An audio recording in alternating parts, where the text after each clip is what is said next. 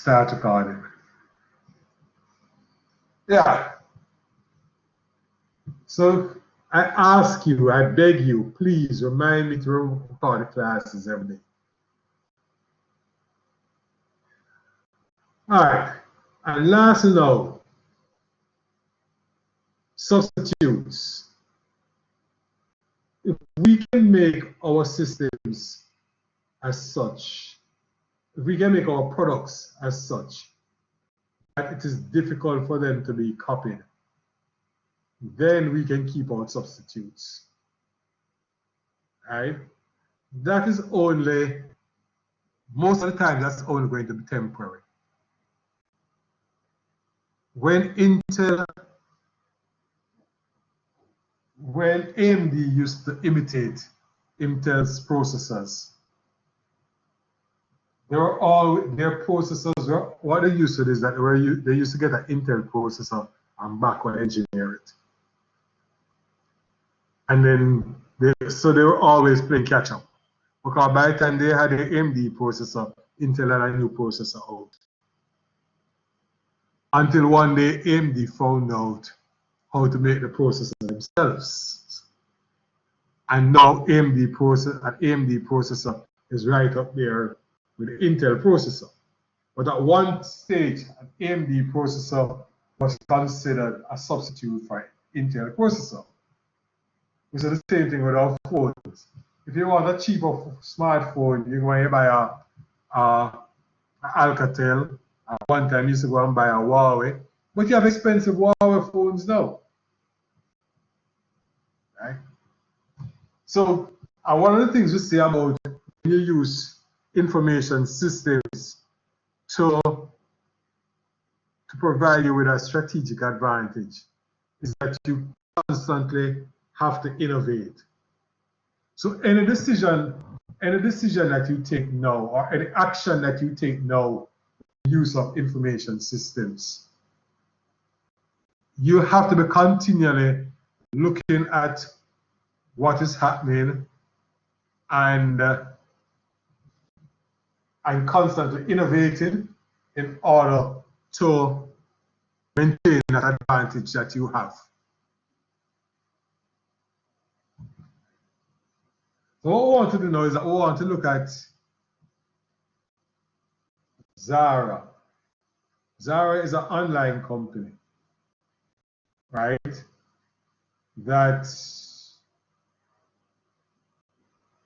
Zara is an online company that uses information systems to influence the portal's competitive forces. All right, so, let me just quickly see if I can do this now.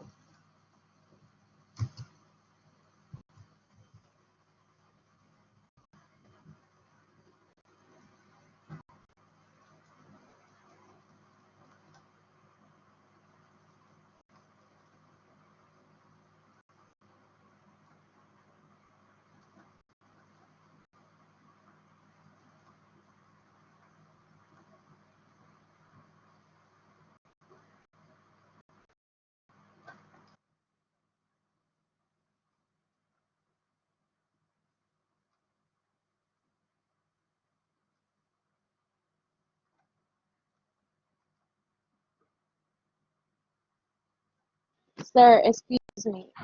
Which lecture are we now? Which week lecture?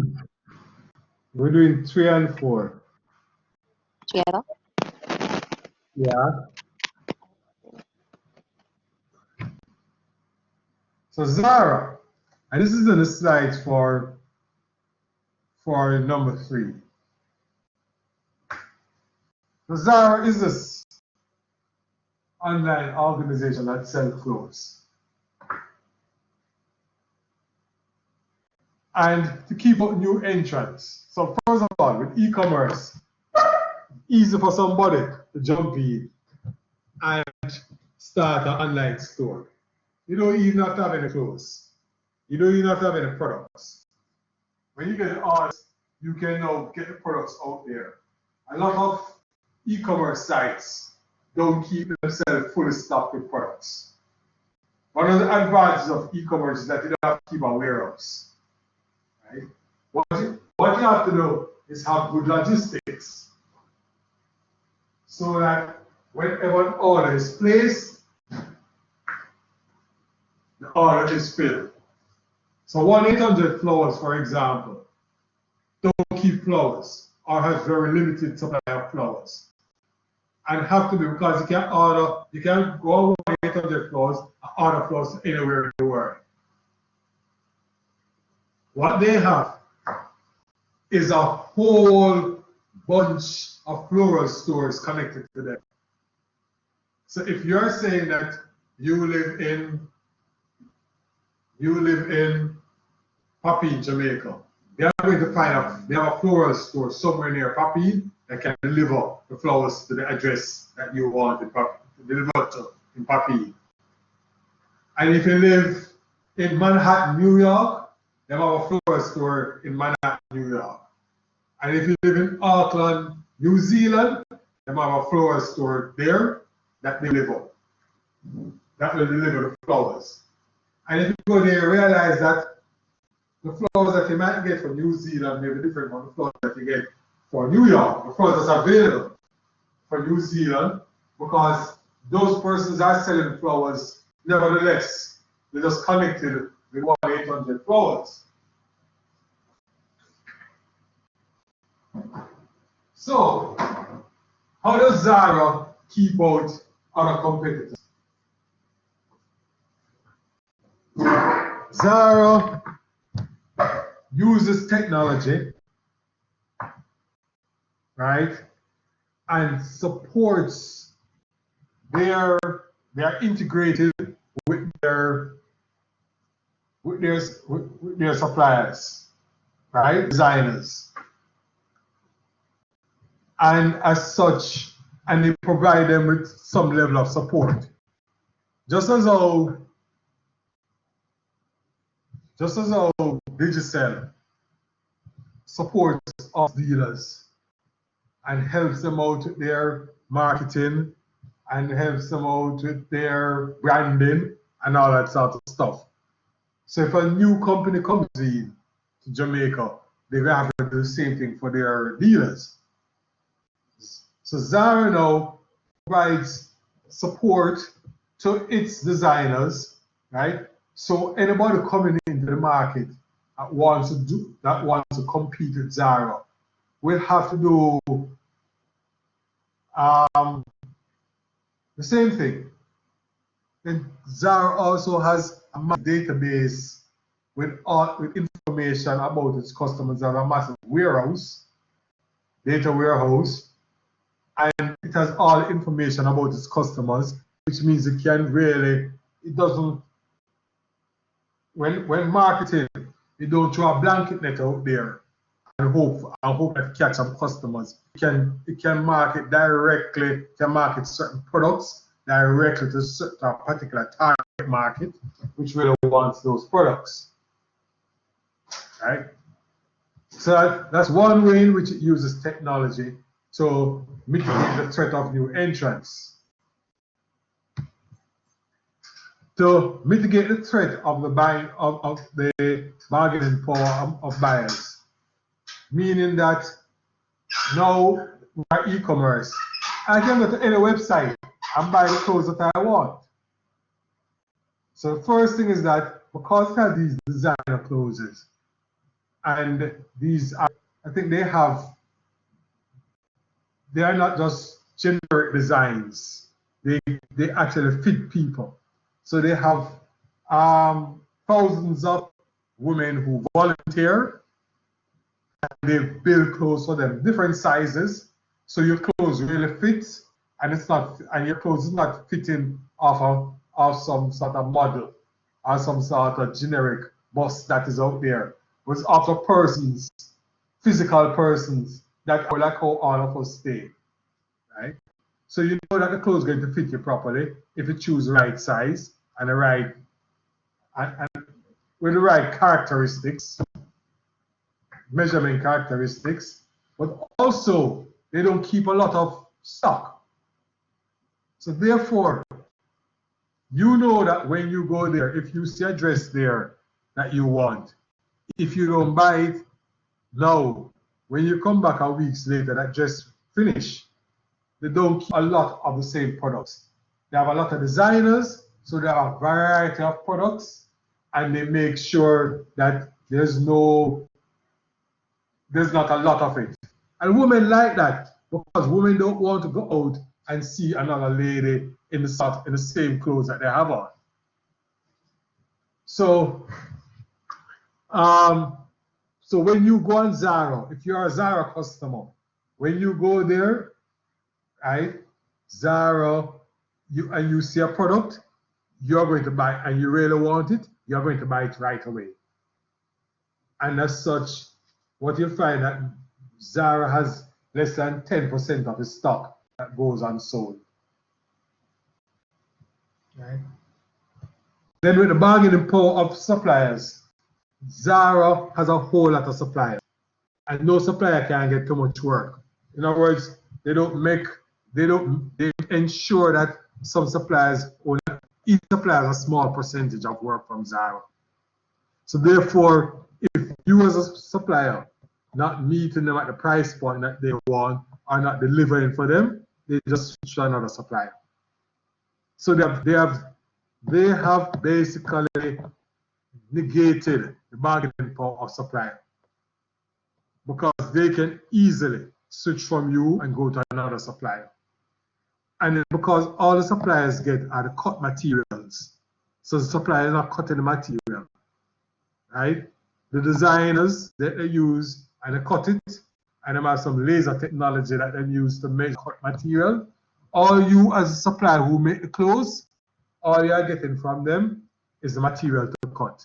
And they also do some of the dyeing themselves. So therefore, you don't have a lot of power as a supplier over them. They dictate terms to you. So when it comes down now to the substitutes, again, because Zara clothes fit so well, it's difficult for the substitutes to come in at that level of detail and individuality that Zara brings to the table. Right? So if a substitute is coming in, they're going to have something that looks like Zara, but it don't fit like Zara. Because remember, we said that Zara fits clothes against some volunteer ladies. 10,000 women volunteer so that they can add measurements of real customers into the information repository. This means that the new products will most likely fit the Zara customers. So therefore, substitute products can't meet up to that. And hence again, as a buyer, looking for quality is going to go to Zara instead of go to one of the substitutes. And then now, within the industry, because they have so many different designs and their clothes are made to last for approximately 10 wears. But 10 wears is a lot for a lady, you know, because ladies, when they wear the clothes today, they're not going to wear it again for maybe about another month. So it really lasts them for a long time. You're not going to go out, whereas we men would draw on a jeans and a shirt and go this week, and by next week we have the same jeans again and the same shirt. Ladies go out in a dress or some pants or whatever, they're not going out in it again so quickly. You can't see them in the same thing. And of course, so Zara makes it close to get about 10 wears out of it. And the women feel quite comfortable. There's not a lot of people have it because they didn't make a massive amount of that particular style and color, right? It wears 10 times, and then after that, them go back and then buy again. As this is an example of how Zara used technology to support its business strategy and influence Porter's 5 forces. So information system strategy is more about is about the business strategy than it is about IT. I have to understand the business, I have to understand the industry that the business is in, I have to understand the products that the business have in order to come up with a IS strategy to meet the business.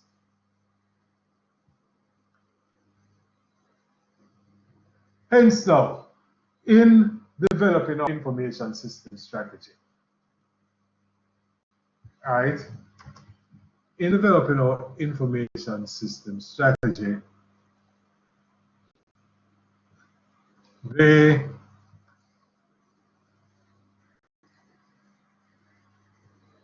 simple process that we follow is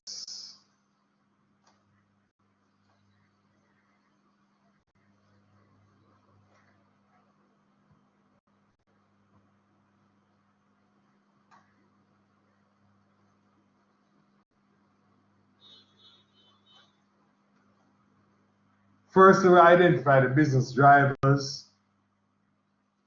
right? Create an IT vision.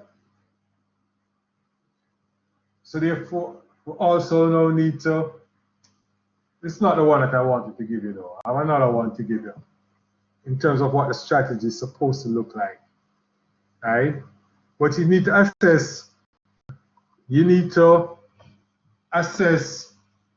the current IT capabilities and what are the gaps between the current IT capabilities and what the business needs it to do, right?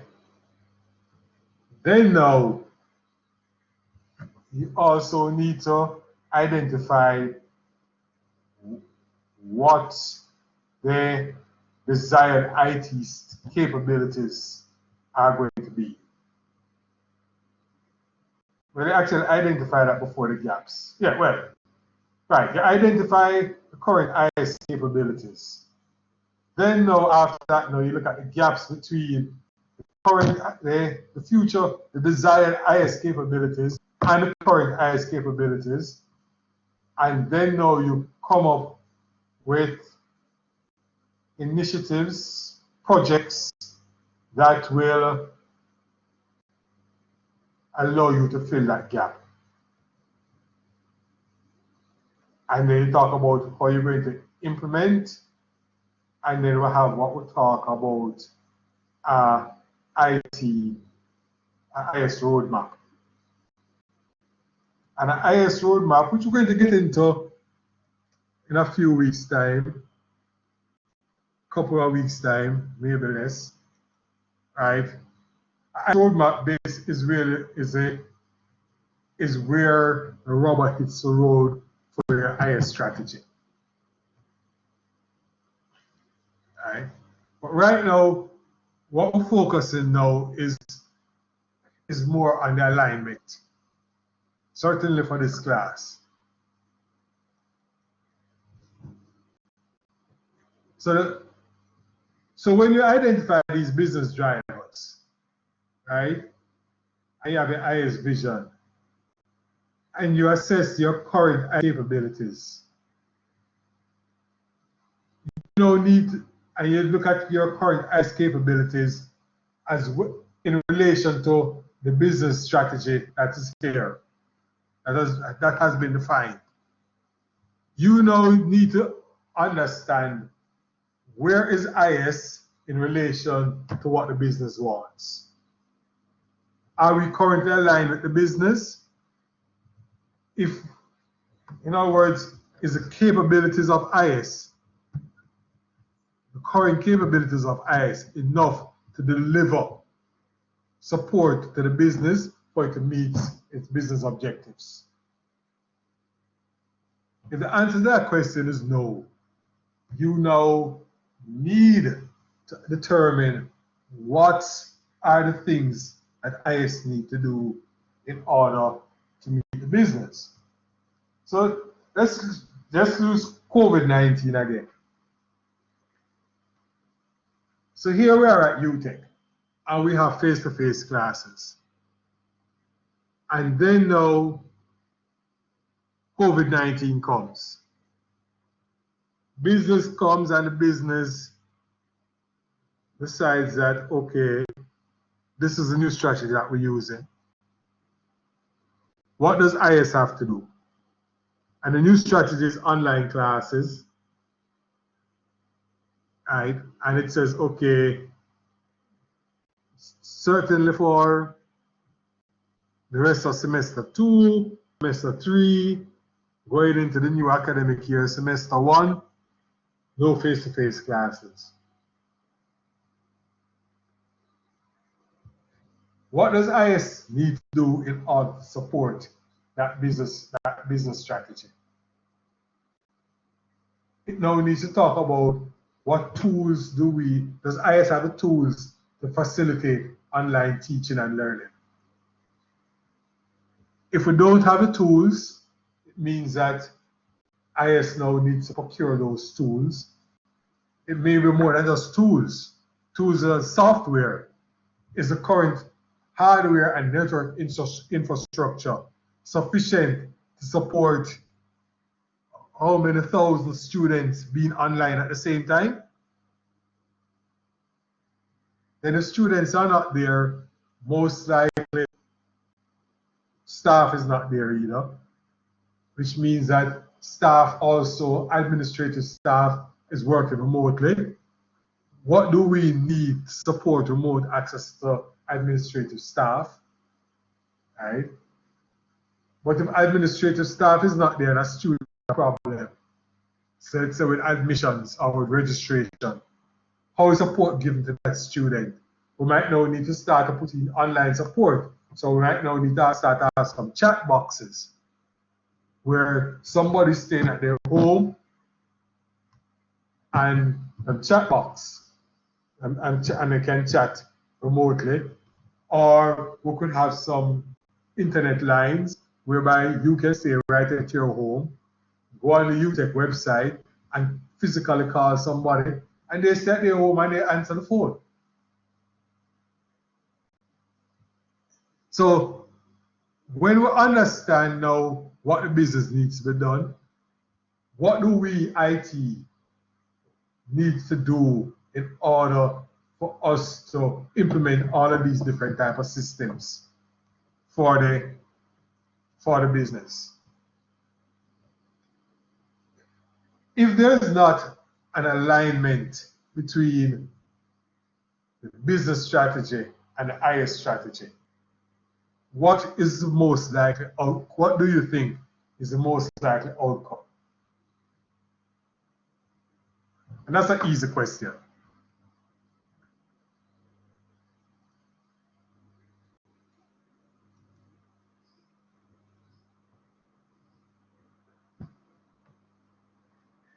No volunteers?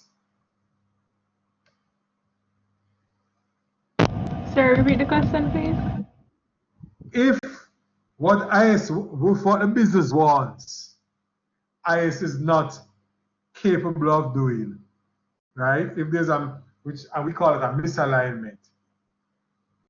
If there's a misalignment, or IS is not doing it, if there's a misalignment between the IS strategy and the business strategy, what is the most likely outcome? Not achieve the goal or the strategy. It's not going to achieve the goal. The business is not going to achieve its goal.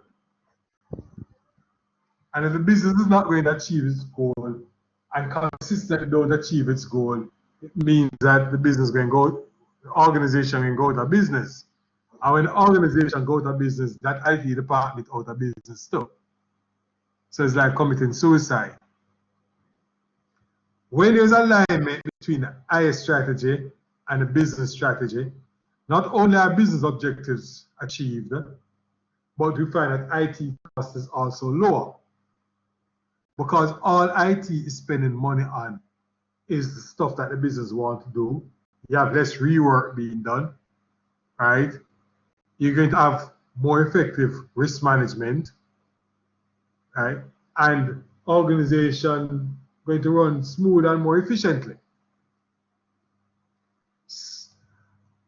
So the need to have this alignment between IS and the business goes beyond just achieving the business objectives. Risk management is a part of every business because business is risk. So even when auditors come and they're auditing, it's risk the business audit. So you normally find out when the auditors come and they're auditing IT, they start to look at things like IT governance, risk management in IT, right? And they want to make sure that the governance structure of IT is as such that it aligns business objectives with our business. Let's use the word business strategy with IS strategy. So they are looking at the governance of IT, the management of IT, to ensure that all the different processes in IT, to ensure that what IT is working on is only what the business wants it to work on. And you might ask me the question, how can IT work on something that the business don't want it to work on? And let's say for example, Windows 15 come out. And the CIO like all the things that Windows 15 has to offer. And decided that they're going to upgrade all the computers in the organization to Windows 15. But the organization not interested in Windows 15. The organization may be interested in putting up an e-commerce website, and maybe interested in integrating its procurement system with its suppliers. But IT gone out there and upgrade to Windows 15. Or IT go and then buy tablets for all managers. And IT give all the managers tablets, but the sales agent them out the road and write things on paper and then carry the paper back into the office. And sometimes the paper lost and a customer order gone astray by a dissatisfied customer out there. Those are examples of misalignment between the business strategy and what IT is doing. The challenges to the alignment of IS and the business strategies. And the first one is miscommunication. IS not understanding what the business is doing, or IS and the business not talking.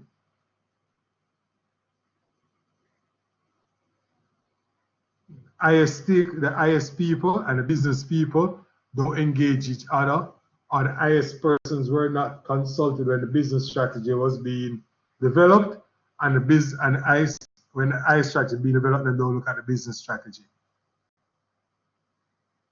Another thing that can cause misalignment is outdated technology.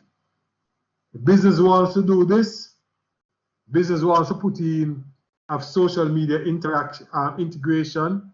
They want to have chat boxes. They want to have all of these things. They want to do the marketing over social media.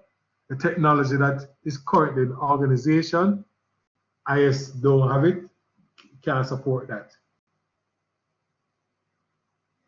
Outdated technology is one reason for misalignment. A lot of organizations try and minimize the amount of money they're spending on IS because technology takes a lot of money. And if you have insufficient IT spend in the organization, you're going to end up with outdated technologies.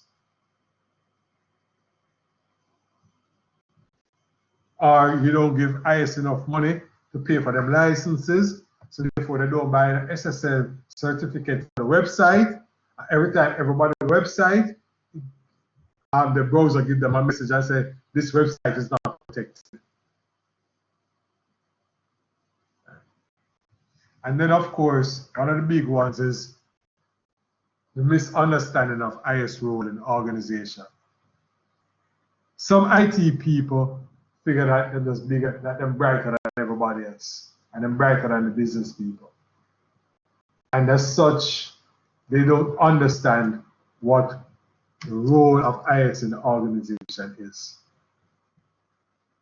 And therefore, they take on to themselves to do what they feel like doing instead of doing what the business wants them to do. And that is a major reason for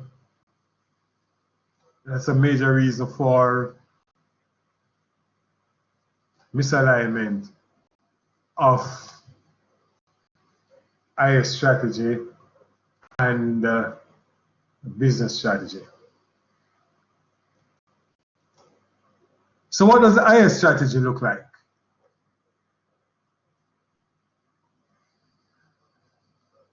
Well, I always tell people that there are many ways to kill a cat, to skin a cat.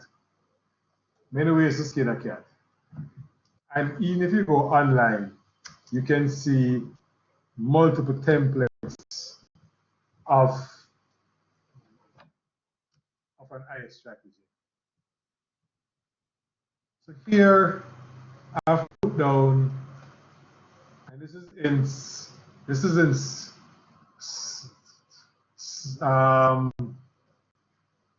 slide 4, number 4, week 4. I've put down some basic sections of what's supposed to be an IS strategy. Organization's mission and vision. No need to elaborate on that. A summary of what the business strategy is, and the business goals and objectives, as well as the business drivers. Right? And the business goals and objectives and the business drivers can be bullet pointed. The business strategy can be summarized in a paragraph or 2. Right? The planning methodology that IS used in coming up with its strategy. Because when the business persons are going to get an IS strategy, and you want to show them that the methodology that we use to come up with this strategy is a sound methodology. Therefore, what comes out of it is should be acceptable. Right. Then now we talk about what is the current IS software and hardware architecture that we have in the organization, as well as the capabilities, the IS capabilities there.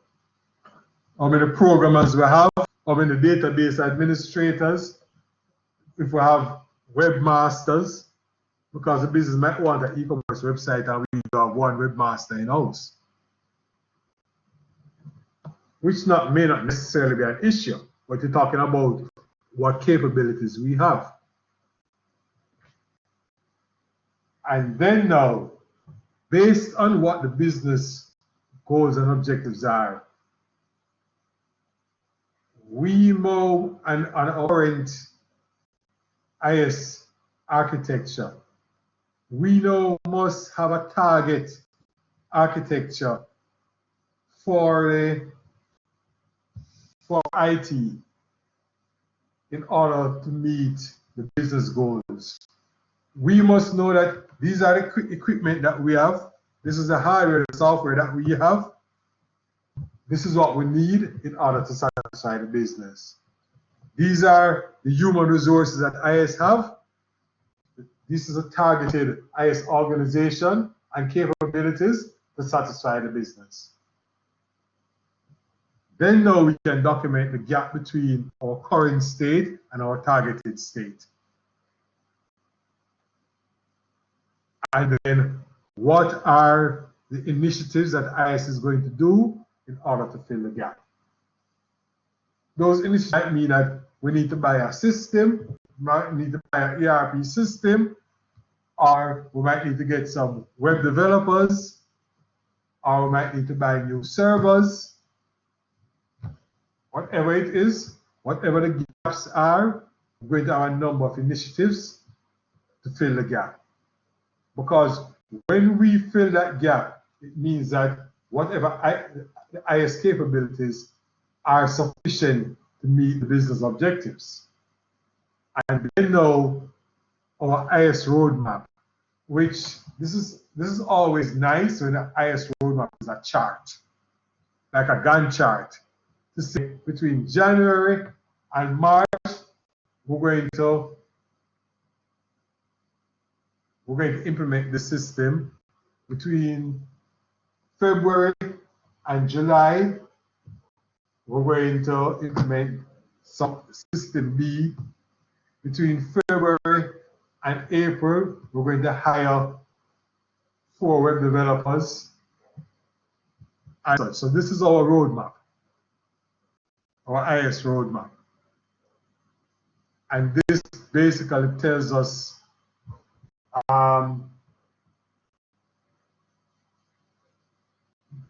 it's a Gantt chart, so it gives you a pictorial view of how quickly and what IS is going to be doing to fill the gap and when it is going to be done.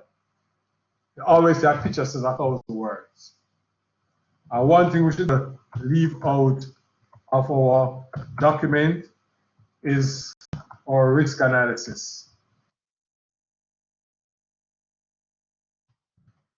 And in this case, the risk analysis really just needs to be a risk register, which shows you what risks are of us not achieving these objectives and are the risk of we not successfully implementing the planned initiatives. In other words, the roadmap was not achieved. What are the risks? What are the probabilities? And what are the mitigation actions? So sometime in the future, we talk about the roadmap. I mean, the risk analysis. All right.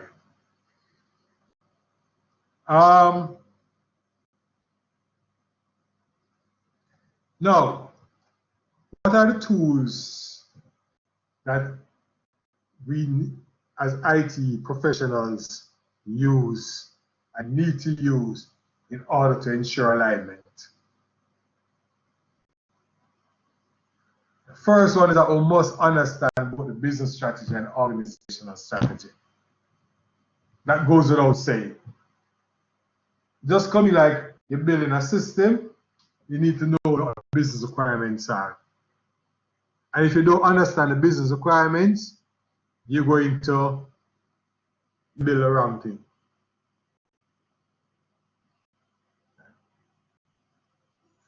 So the first tool is to ensure alignment between the business and the IT strategies is an understanding of the business strategy and organizational strategy. So anything that we're coming up with, it must fit within both of those strategies. Then, when we are coming up with our IS strategy, we need our business stakeholders to be a part of it, of those deliberations. Just as our CIO and our C-suite technology people were a part of making a business strategy and developing a business strategy, so should we have these strategic business stakeholders as a part of our IS strategy planning sessions. And when you write the IS strategy, it must not be written in IT language. people, organizations right around the world says that IT people speak a different language than the rest of the business. And I've been in meetings where two IT people start to talk and nobody's just saying anything. And then after that now, somebody says, speak in English. Right? It's the same way doctors can be talking and we hear every word them say, but we don't understand a thing that they say. Same thing with IT people. Right? So our IS strategy needs to be written in the language of the business, not in the language of IT. So we must have some whole technical stuff in there that business persons can read and understand. And it is, and I tell you from now, it is nice to have diagrams because sometimes you can get out of, all right, if I write and talk about a blade server, I'm saying that we're going to buy 4 blade servers. A business person may not know what that means. I will talk about virtualization. But if I have a diagram that shows computer servers and write blade and blade labeled on each of them, that picture tells somebody that, okay, these blade things is really a computer server you're buying. So our IS strategy must be written in language that the business people understand. So reduce as much as possible the technical terminologies, or where we have to put them in, you have some sort of, what do you call it now? It's not legend. But something there where there's an explanation for each of the terminologies that you use. And then as we are developing the business strategy, the IS strategy, we always need to communicate. And the IS strategy is not going to be developed in one go. You're going to have your first draft. You pass it by your business stakeholders. You talk to them, you engage them, communicate their inputs, get the input of your other IT people, professionals as well. And you're going to have multiple drafts until you come up with a document that's acceptable by all. And when it's acceptable by all, it means that the probabilities of success is greater. Because the first thing is that you're not going to have nobody, boy, I never disagree with that.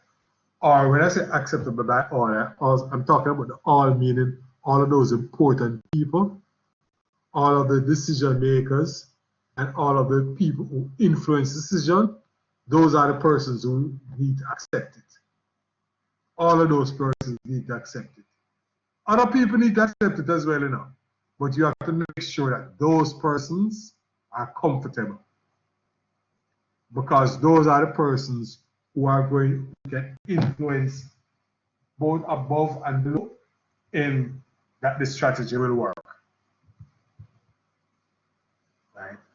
And of course, your IS strategy, you don't want your IS strategy to be full of outdated technology.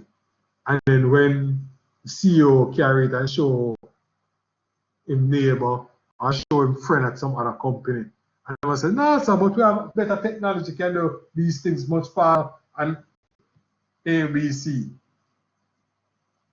So if we do have any web developers in our organization, right? And we're going to take 3 months to hire and build an e-commerce website where you can just easily go into the cloud and host a website up there in two days. Even if it is temporary. But you can, time to market is important in achieving your goals. So it is better for me better for the business to say, okay, let us get the e-commerce website up ASAP. I would go to one of those hosting companies, and within 2-3 days our website up. As against hiring some people, going through a higher process, which sometimes may be long, and you may get a good developer, or you may not get a good developer, and then for the time for them to build that website from scratch, you got a web hosting company, and they put up a website for you, and in less than a week you're online. So IS needs to be aware of the current trends. And the way things change in IT now, it don't make no sense you try and fight it. Right?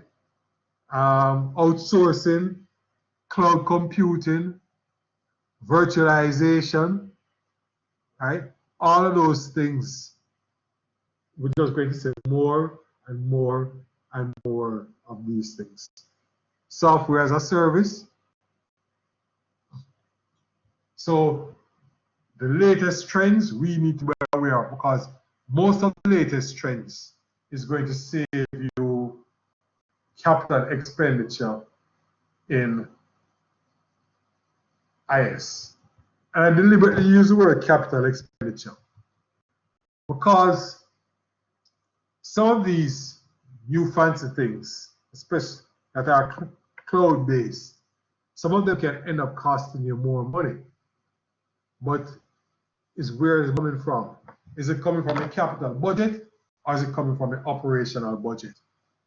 If it's coming from your operational budget, that cost is passed on to your consumers, and your consumers pay for it. If it's coming from your capital budget, it's coming from the shareholders' money. And when it comes from the shareholders' money now, before you can spend that money, you have to demonstrate the ROI, the return on investment to the shareholder. Every time you spend the shareholders' money, right, you have to give the shareholder a return on investment. So I can go, let's say, software as a service, and maybe over a 10-year period, I realize that my total cost is let's say $5 million. And when you work it out now, you could have really invested upfront $2.5 million, and incrementally over those 5 years, you invest maybe another $1 million, for a total of $3.5 million. And you say, but if I'd done the thing on premises, as against software as a service in the cloud, I would spend $1.5 million less. True, but when you go on premises, a project is a capital expenditure, which your shareholders have to find that money, and therefore it means that the only way they recoup they recoup that money is through your profits. As against when you go software as a service, you pay a monthly subscription or annual subscription. It's part of the operating cost of running the company, and revenue minus expenses equals profit. So all it is that you increase you put an additional higher percentage on the price of your goods, so that you get enough revenue to cover back that. So there's little or no upfront spend by you. As your customers continue to use your services, they are giving you the money to pay the SAS, the SaaS supplier, and the shareholders have spent zero money, and they're still getting the profit. So the trend of going in the cloud and the trend of going platform as a service and software as a service and infrastructure as a service, all of those trends are here to stay because it requires less upfront IS cost. And another key point in terms of ensuring strategic alignment is to identify the high impact points where that highest has on the business strategy. So which are these initiatives that are going to add the most value to the business? Right? Is upgrading all the machines? So the business need the machines upgraded. Is upgraded adding machines going to add more value to the business than implementing an e-commerce site? So IS need to understand and identify the high impact points in the business strategy. Because when you do your risk analysis, those are the initiatives and the projects that you have to ensure don't fail. And that whatever risk is there for those projects to fail, that those projects those risks get mitigated.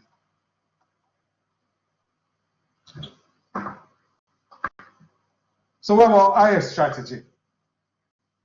Right? And we have our roadmap. And the roadmap is how we operationalize the IS strategy. Those initiatives to fill the gap, and the roadmap is how we operationalize the strategy. Don't care how sweet the strategy is. If you do the operational aspect of it, right? It's just like a dog standing up behind the gate and barking, barking, barking, barking, and going like him is the baddest dog about the place, and actually not doing anything.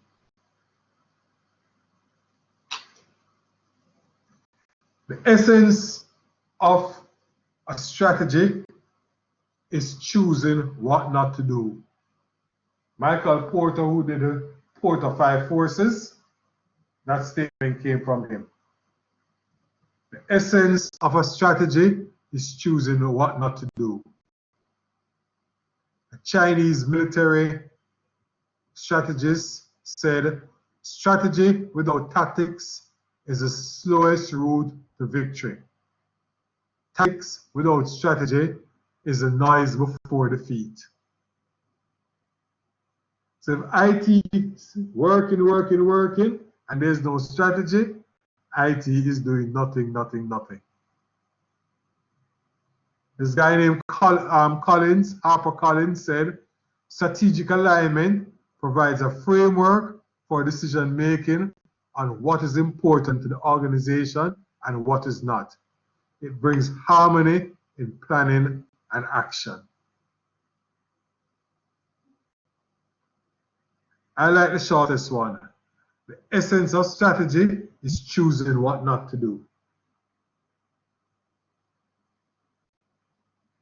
Which means that anything that is not in our strategy, we ain't doing.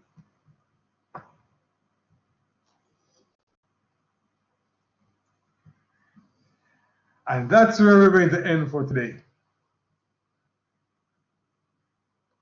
Any questions? No. I don't like when it's so quiet, you know. More, sir, is the presentation. Yes, more the presentations.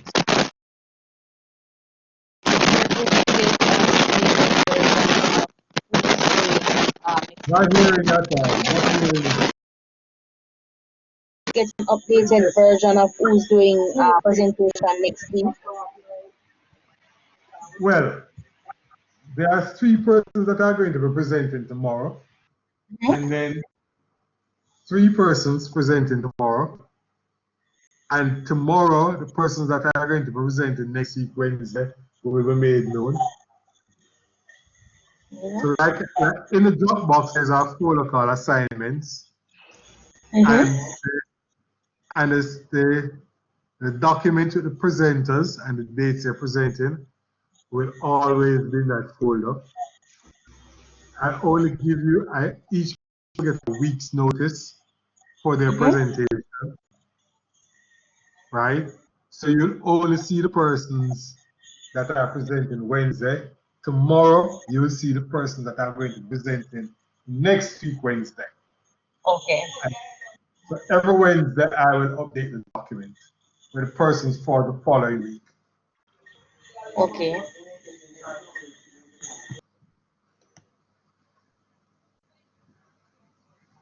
Alicia, later on tonight, I'm going to send out another link to you, invitation to you, and you tell me whether or not you got that invitation.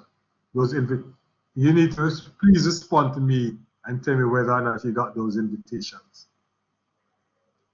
So the slides, the lecture slides are in a Dropbox in a folder called lecture slides, and I keep updating that Dropbox. The two that we went through tonight are there as we speak. Right? I have not finished working out the full schedule as yet. I need to know when teaching is going to be finished for the summer to work that out. And of course, when I have that now, I'll be able to tell you when you get in the first test and when you get in the second test. Surprising to see that those tests are going to be on a Wednesday. And do I have anything else to say? Assignments, you're going to email me your assignments, and you all have my email address.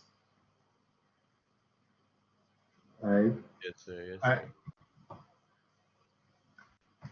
and for those who may have lost it, for those who may have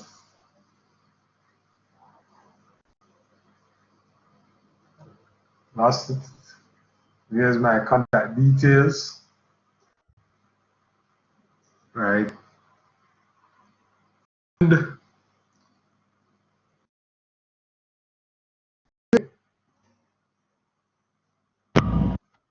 So Sir, where before can we you go, find the videos? yeah, the video review where you go through today and last week. all right. All right, so I gotta go figure out Sure. how to download that. Yeah. Sure. Can a link be shared in the Dropbox? So, The video. okay, so I'm going to figure out how to get the videos, and we'll get it here.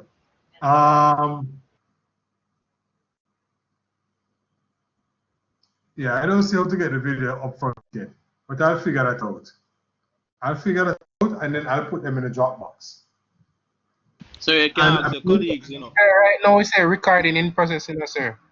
Yeah, I know, but I didn't start recording at the beginning. Okay. Right? That's why I ask you at the beginning of each class, somebody please remind me to click on record. Because I'm used to using Zoom, and Zoom automatically records. So I don't need to recondition my mind about recording, having to start a recording. So whatever we're recording, so I'll put it in the Dropbox. Right? There's going to be a way to download it. It's just for me to figure it out. Right? And shouldn't take too long to figure out either.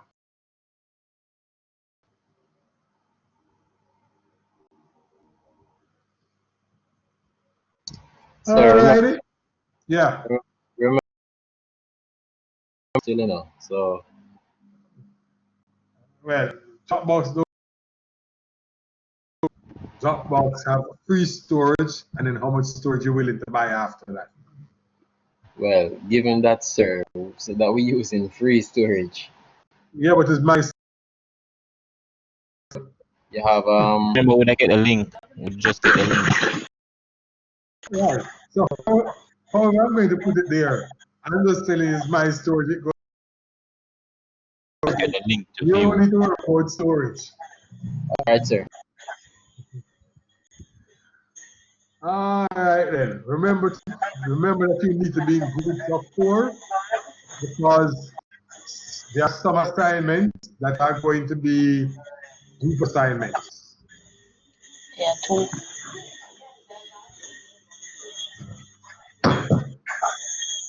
Any more questions? No? No, sir. Not hearing you. No, sir.